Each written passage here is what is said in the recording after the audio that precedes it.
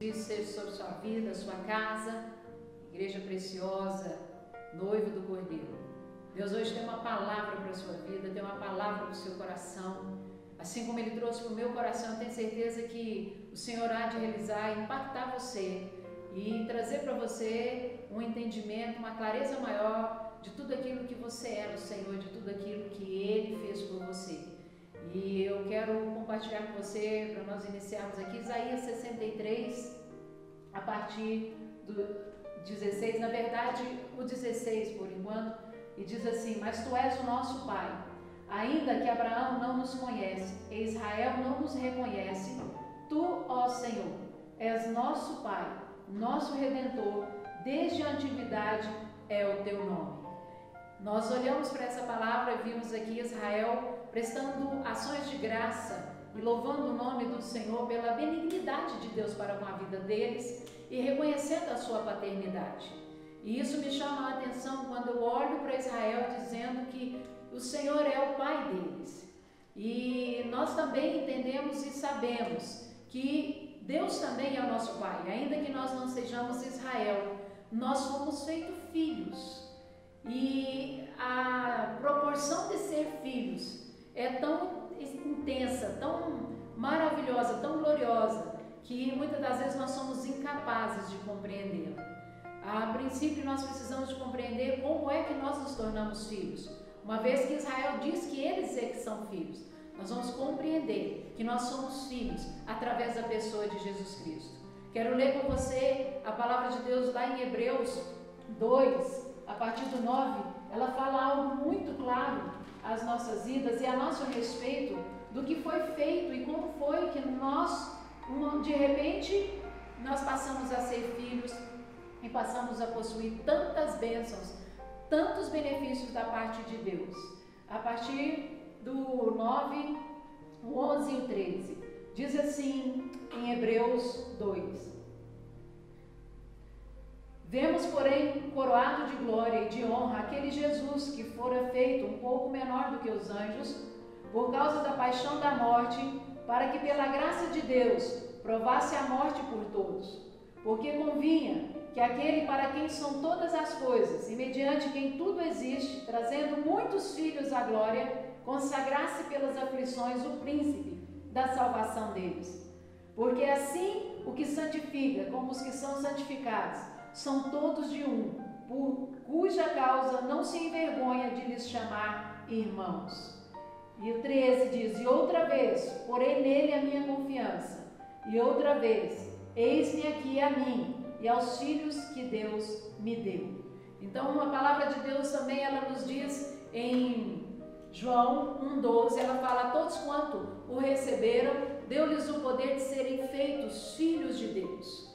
E fica muito claro, fica muito entendido que eu e você, na pessoa de Jesus Cristo, entendendo o sacrifício que Jesus fez por nós, a vida dele sendo entregue naquele lugar, né, ali naquela cruz no Gólgota, no lugar, naquele Calvário, no lugar de sofrimento, de humilhação, de vergonha, ali o Senhor trazia eu e você para a paternidade de Deus.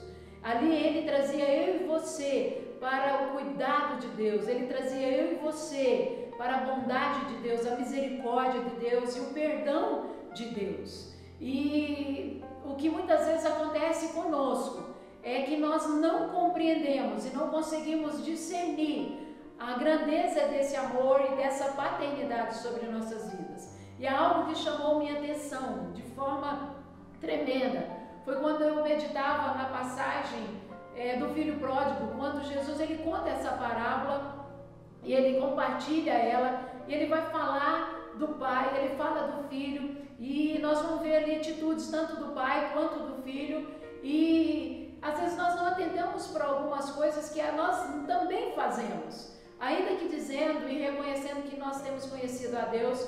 Eu acredito que muitos de nós temos conhecido a Deus, mas não temos desfrutado de tudo do que Deus tem para mim e para você. Eu quero ir com você lá na parábola para que nós possamos andar juntos nessa passagem e que traz edificação para mim, traz edificação para você e vai mudar a sua forma de pensar a partir de hoje.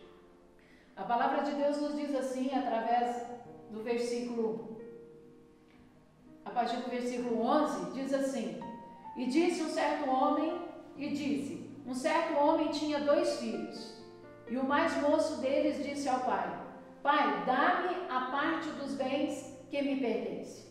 E ele repartiu por eles a fazenda. E poucos dias depois, o filho mais novo, ajuntando tudo, partiu para uma terra longínqua, e ali desperdiçou seus bens, vivendo dissolutamente. E havendo ele gastado tudo, houve naquela terra uma grande fome e começou a padecer necessidades. E foi, e chegou-se a um dos cidadãos daquela terra, o qual o mandou para os seus campos a apacentar porcos. E desejava encher o seu estômago com as bolotas que os porcos comiam, e ninguém lhe dava nada. E tornando em si disse: Quantos jornaleiros de meu pai têm abundância de pão, e eu aqui pereço de fome? Levantar-me-ei, irei ter com o meu pai, e dir-lhe-ei: Pai, pequei contra o céu e perante ti. Já não sou digno de ser chamado teu filho. Faze-me como um dos teus jornaleiros. E levantando-se foi para seu pai, e quando ainda estava longe, viu-o o seu pai. E se moveu de íntima compaixão, e correndo, lançou-se-lhe ao pescoço e o beijou. E o filho lhe disse: Pai, pequei contra o céu e perante ti, e já não sou digno de ser chamado teu filho. Mas o pai disse aos seus servos: Trazei depressa a melhor roupa, e vesti-lhe, e põe-lhe um anel na mão e alpargas nos pés. E trazei o bezerro cevado, matai-o e comamos e alegramo-nos. Porque este meu filho estava morto e reviveu, tinha-se perdido e foi achado. E começaram a alegrar-se.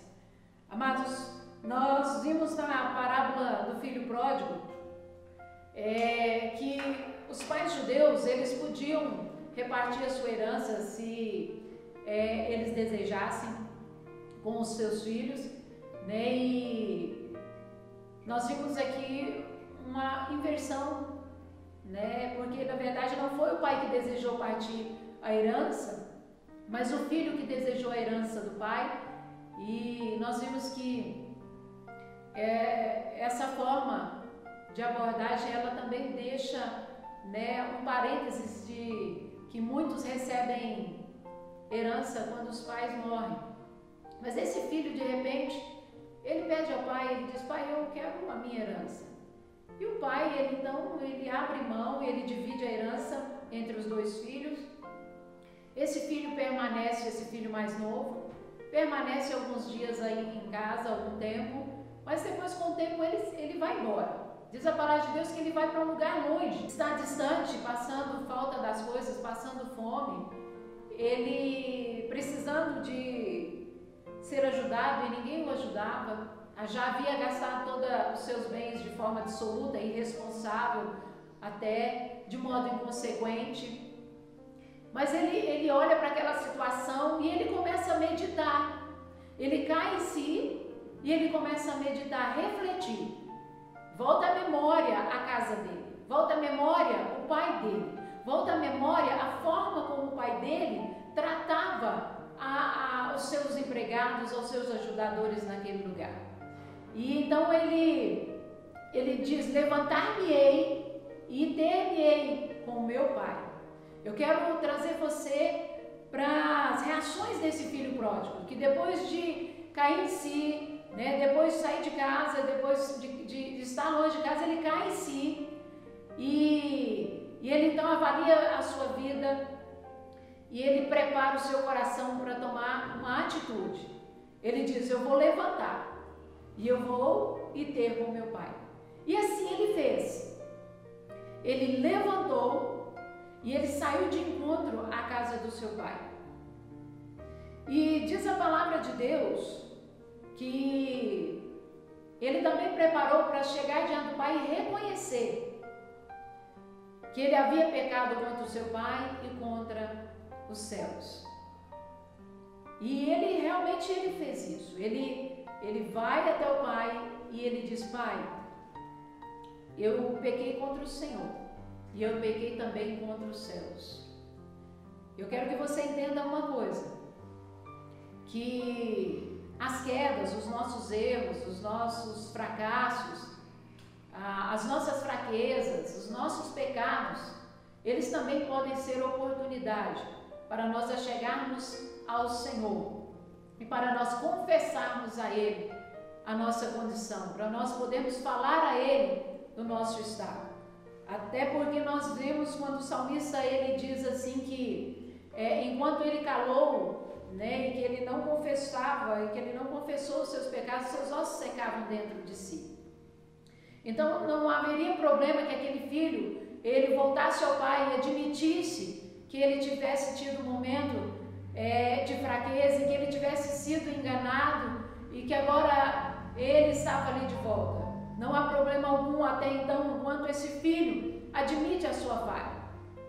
Eu olho para a palavra e olho para essa passagem e eu vejo que o pai não estava preocupado com o que o filho havia feito, mas o pai estava valorizando o que o filho estava deixando de fazer.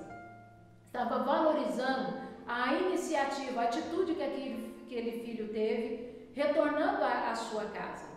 E muitas das vezes na nossa vida, nós ficamos tão preocupados diante dos momentos das nossas fraquezas, momento em que nós falhamos, que nós pecamos, momento em que nós fracassamos em alguma coisa, ou como filhos de Deus, ou como filhos também, ou como pessoas, como partes de algum relacionamento, e nós nos sentimos constrangidos a retornos, nos sentimos constrangidos a consertos.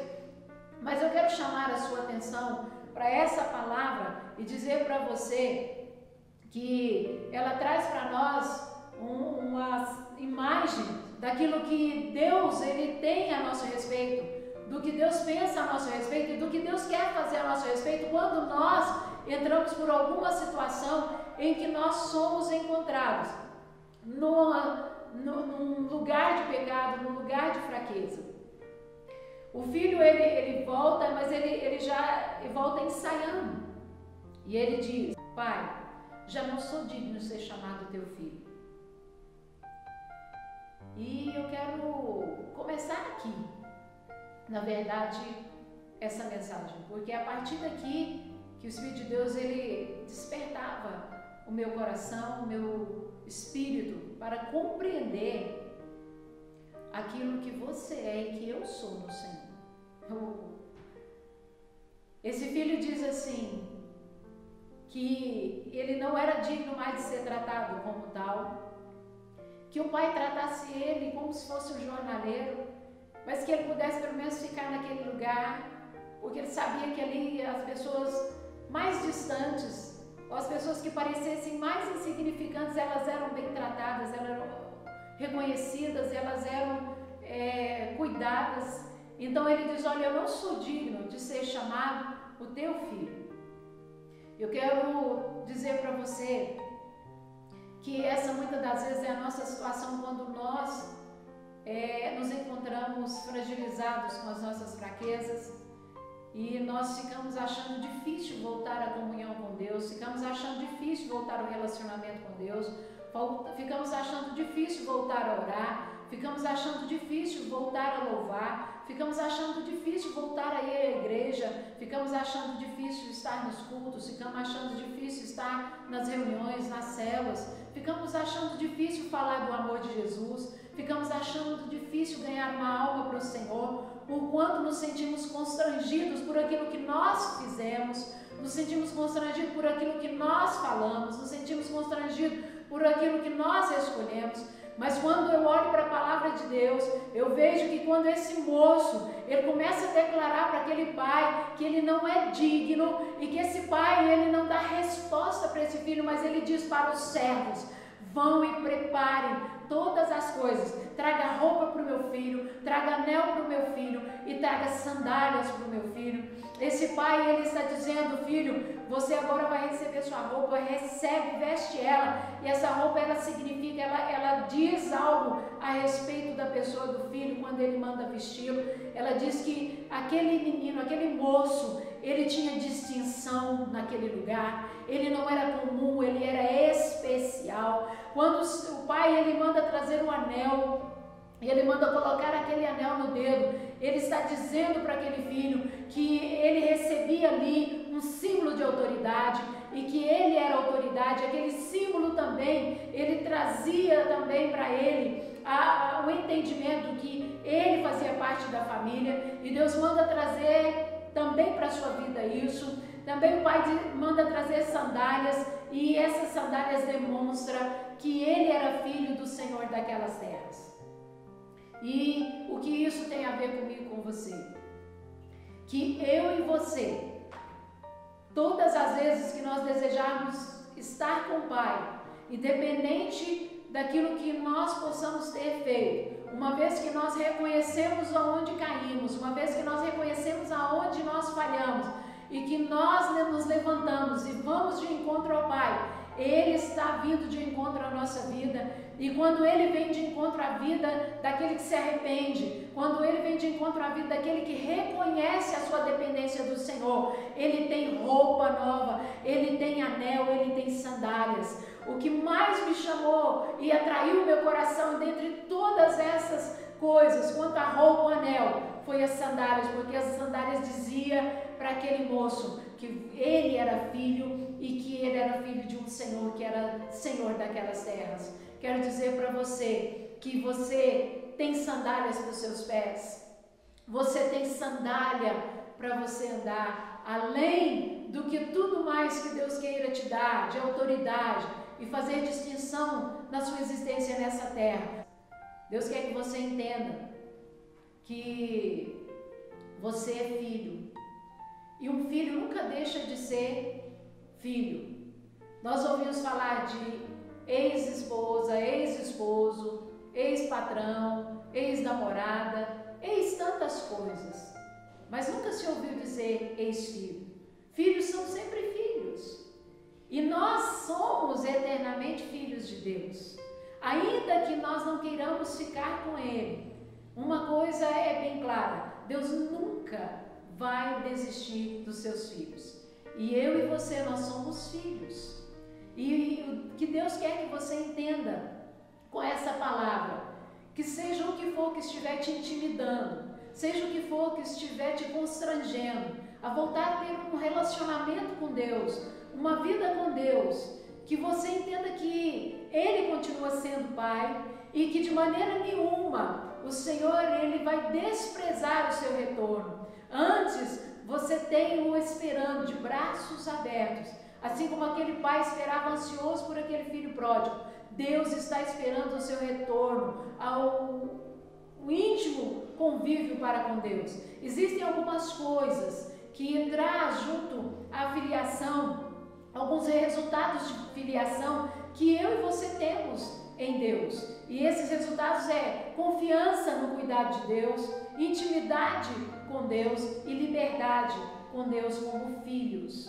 E isso tudo Deus tem para a sua vida. Embora as suas escolhas, embora as suas decisões possam ter levado você a tomar algumas atitudes na sua vida, tomar alguns caminhos na sua vida e tomar algumas reações e fazer algumas coisas que possa estar fazendo você se sentir distante, você se sentir envergonhado, você se sentir desprotegido. Eu quero dizer para você que hoje, nesse dia, Deus te convida, volta para casa, volta para casa.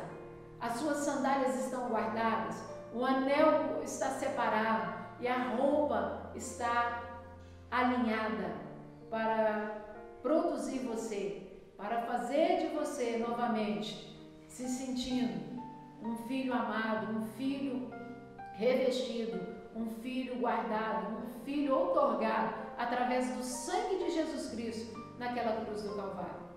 Esse sangue ele não volta atrás, ele foi derramado. E esse sangue ele está sobre a sua vida. E por causa disso você continua sendo filho. Basta que você reconheça e lembre de onde você caiu e retorne ao seu relacionamento com o Senhor. A sua oração vai continuar sendo ouvida, o seu louvor vai continuar sendo aceito.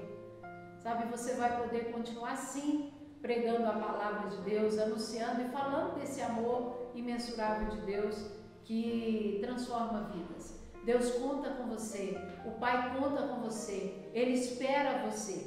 Quero dizer para você que quando o Pai Ele manda calçar as sandálias, sabe, é muito mais profundo do que aquilo que nós imaginamos.